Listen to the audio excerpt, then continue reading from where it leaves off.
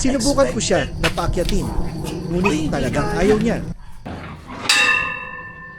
Pagkalabas nga niya ng cage ay hindi ko muna siya nilagyan ng tali.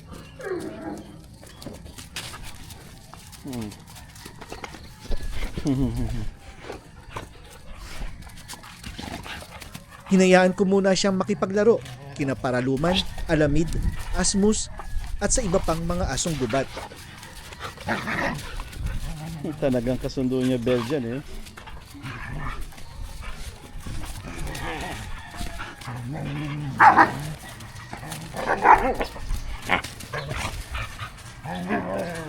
Hari ka na. Dozer.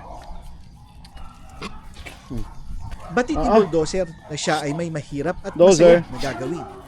Kaya noong siya ay kalmado na, nilagyan ko na siya ng supero leash. Bye, baby. Dito pa nga lang, takot na eh, oh. Yun. Okay, so, At Bulldozer. ito na nga ang unang challenge. Diyan ka sasakay. Dito.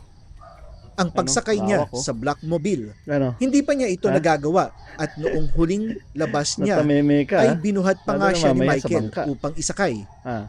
Posible pa yun noon dahil siya ay tuta pa. Tuta pa din naman siya ngayon.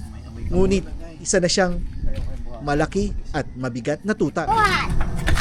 Sinubukan ko siya na paakyatin, ngunit talagang ayaw niya. Kaya naman, ginawa ko na ang plan B. Kumuha ako ng 2 paleta. Pinagpatong ko ito upang magsilbing isang baitang ng hagdan. Naisip ko kasi na sanay si Bulldozer sa hagdan. Sa paghatak ko nga ng leash ay umakyat si Bulldozer sa paleta, ngunit ayaw pa niyang pumasok sa Blackmobile. At pagkatapos ng ilang subok, ilang batak at ilang motivational whispers, ay napaakyat ko din si Bulldozer. Ano? Training ulit tayo. Sige.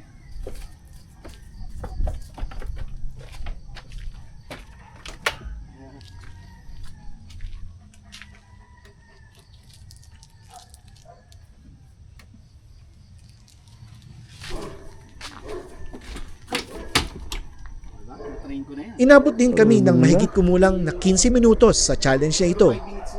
Maliwanag na ang paligid at oras na para kami ay umalis.